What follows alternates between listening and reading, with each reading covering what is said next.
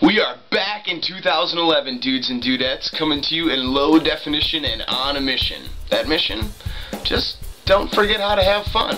I am your host, Crow, and welcome to episode 5 of Retro Roadshow. Last time on the show, we dove into the digital domain of... Go ahead. Tron. Thank you. With a look at the adventures of Tron for the Atari 2600. We had a look at some killer and rare swag for Tron Legacy. And finally we ended up at the workstation with our Retro Roadshow / junkyard item of the show. The Tron handheld arcade game. Today I have absolutely no idea what we're doing. Seriously, I don't have a damn clue. But that's how we roll here. Day to day, show to show, adventure to adventure. And we'll just see what happens. So let's get this show on the road.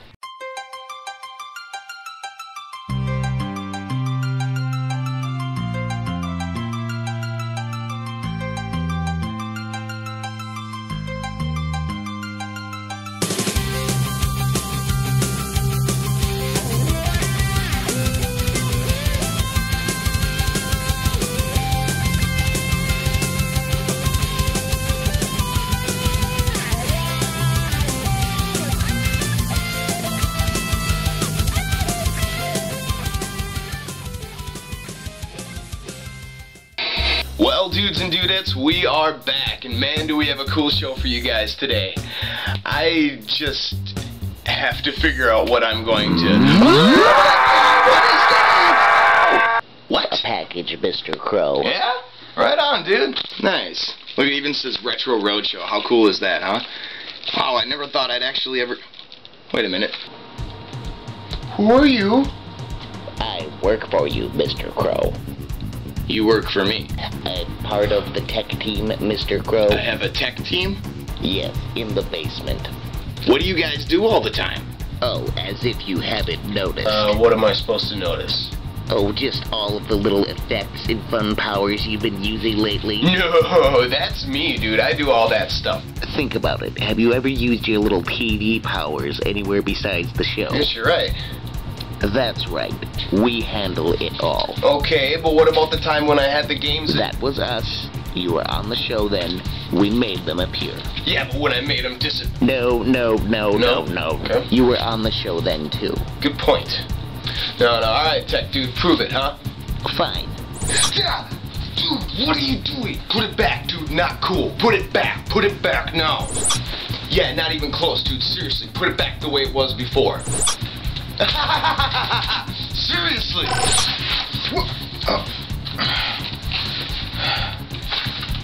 Okay, dude.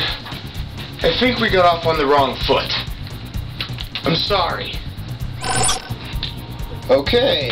Alright, looks good. Alright, dude, point taken. So, where's my mail? Thank you. Well, dudes and dudettes, it looks like we're starting the new year out on an awesome note with our very first viewer mail. Let's check it out. Gently now.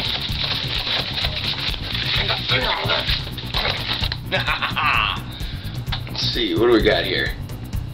Nice. These games were sent to me by a good friend of mine from my hometown, YouTube user Travis Janelle. Let's see what he had to say. Oh yeah, can I send you a SNES game for review? I can't figure out how to play it. I've had it for 10 years now and I just can't get anywhere on it. One is Godzilla and the other is, I think, Earth Defense Force. I have to pop it in and see if it's that one. Right on, dude. Well, I am more than happy to oblige. Let's pop these babies in and see what we can figure out.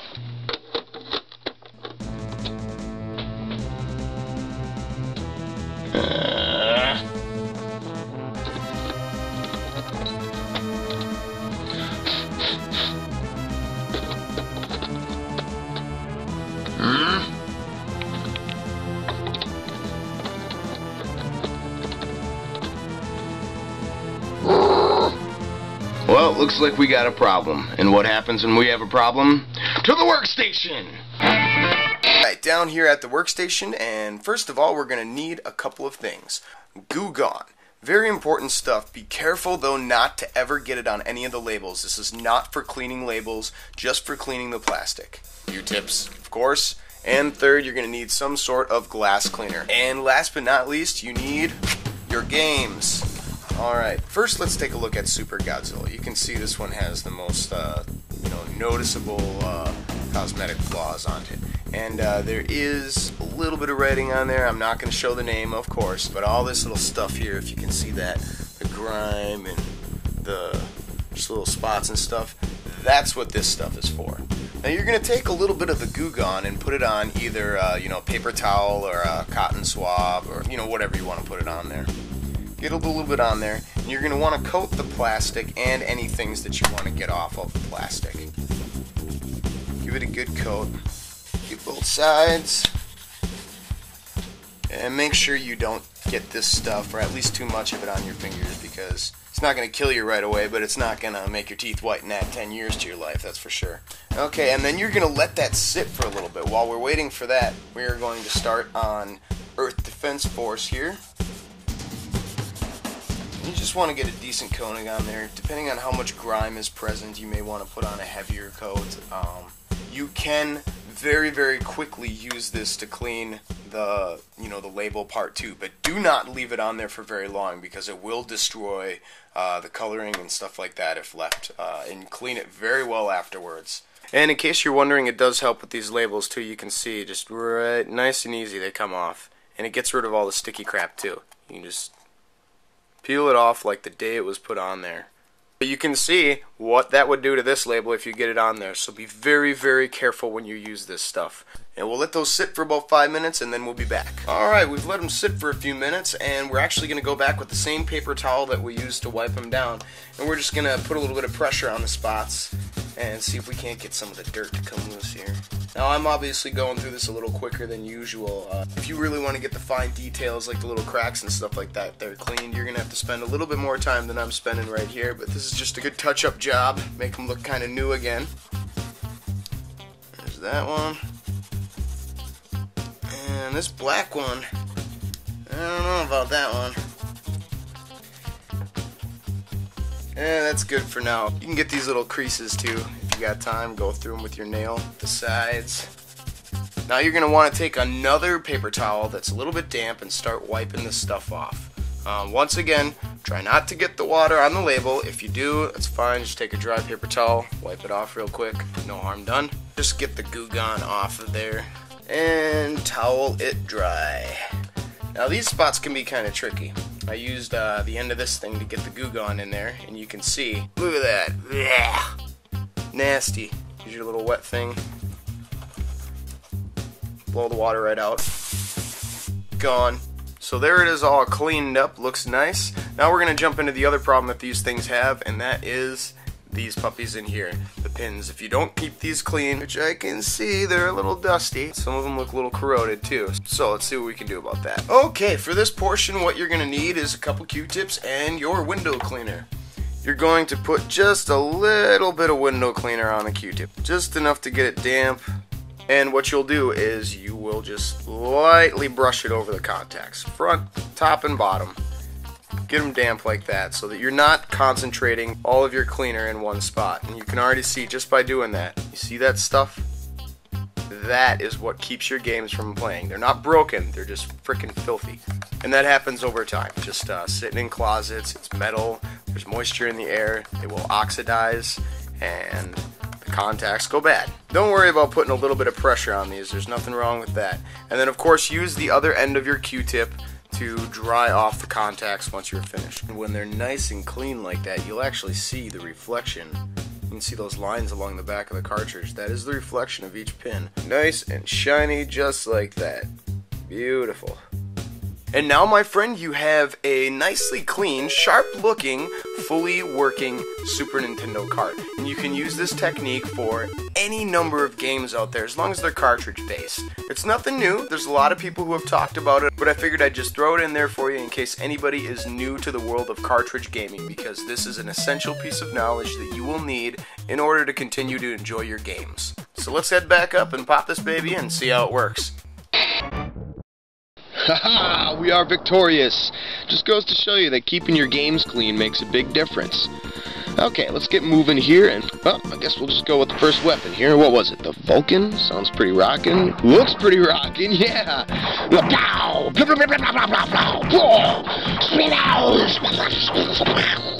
They should have called this weapon Flaming Shotgun Face, because that's what it is. A flaming shotgun that fires from your face. Now, the skill level of this weapon is about average, meaning it's not going to mow down a perfect path, and if you're just starting, things will get less glamorous pretty quick. Luckily, Super Earth Defense Force allows you to change weapons, both when you die and when you beat the level. So moving on, let's take a look at the laser. Can't go wrong with the laser, right? Wrong! This thing is one of, if not the most difficult weapon in the game. It's powerful, no doubt, but the rate of fire is totally bogus at best. Even if you're good, be sure to leave your hand open for when the game hands you your ass. But to be fair, those looking for a challenge may enjoy the laser. It certainly keeps you on your toes. However, if you're just learning the game, it's best to stick with a weapon that will allow you a larger learning curve. Enter the homing missile. Speaking of weapons that will make learning the game easier, let's go to the total opposite end of the spectrum and check out the homing weapon. Now, as you can already see, this thing is a 16-bit lawnmower. You barely even have to move, man. Oh, there, we moved. And that's the basic idea of this weapon. Though less powerful than its counterparts, the homing weapon has a blinding rate of fire, coupled with the ability to aim for you. This means that you can focus more on the emerging patterns and how to navigate them, rather than spraying and praying. Now, when things get really insane, you can always just kick on your satellite weapons for a little bit with the A button to take aim yourself, as well as widen your spread a little bit. Plus, you can do a little victory dance at the end of each level. Now let's talk about weapon upgrades for a second. Contrary to most shooters in Super Earth Defense Force, there are no power-ups. None. Zilch. Zero. Instead, each enemy you defeat gives you a certain amount of experience. Once the bar at the top is full, you get a nice upgrade to your weapons as well as satellite weapons. They can spin around you, trail you, and eventually even attach themselves to the first enemy to appear so that you can focus on more pressing matters such as the 47 other enemies that are soon to follow. Once again, great for learning the patterns and kill zones. As an added bonus, you can keep your weapon level when you die and when you clear a level, meaning you don't have to play the entire game with the horribly difficult atomic weapon to enjoy the benefits of level 5 atomic technology. Which is still brutally hard. Cool looking, but hard as hell.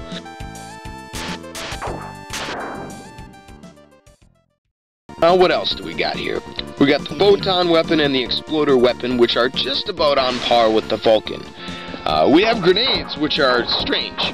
They kind of just limp out and stop before exploding. They can be useful when employing your satellites, but they clutter up the screen, which makes it really hard to tell what you should be dodging. What's this? A slazer. Slazer. Yeah, I know it's a S-period laser, whatever, but I'm gonna call it the slazer. Sounds good. Let's see what this thing's about.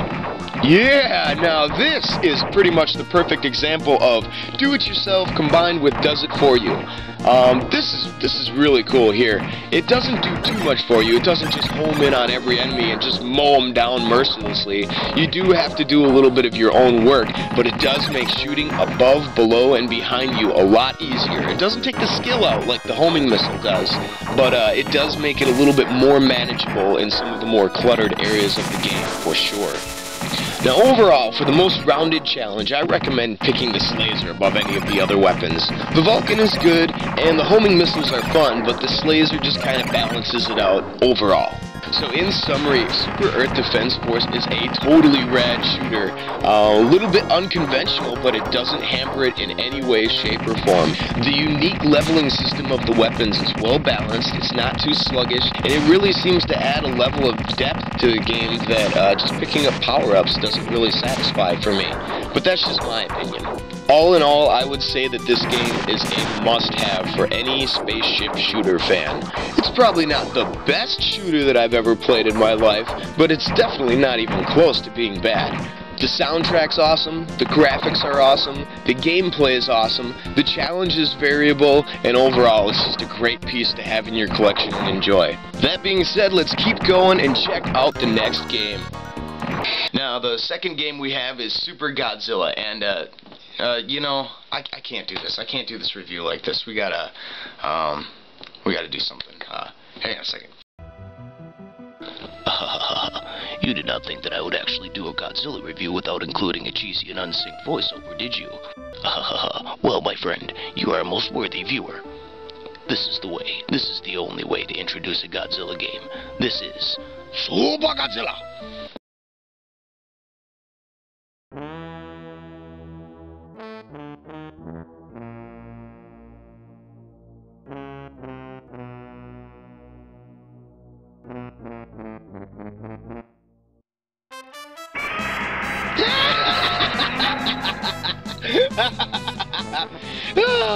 It's so happy! I'm sorry, I know it's the song, and it's the song we all grew up with this stuff, but just something about this just does not prepare me to play a Godzilla game, that's all I gotta say. Yeah, here we go, smashing buildings, tearing stuff apart, and whoa, what was that? Go back. Did you see that? Yeah! Godzilla takes damage by crushing buildings. Oh boy. So we start with our first power-up. You use them during, battles. That little blue dot is... Wait for it. That's right, that's Godzilla. Just moving his way through the city, and why? Oh, did I mention that almost everything wants to kill you? You'd think that in saving the planet, the military would, oh, I don't know, not leave landmines around and not try to shoot you in the face. Thankfully, these blue stations are nuclear plants in which the military helps you? Yeah, they give you health and go right back to trying to kill you again. Really? How about the military is tricking you by giving you health and then trying to kill... Oh, never mind.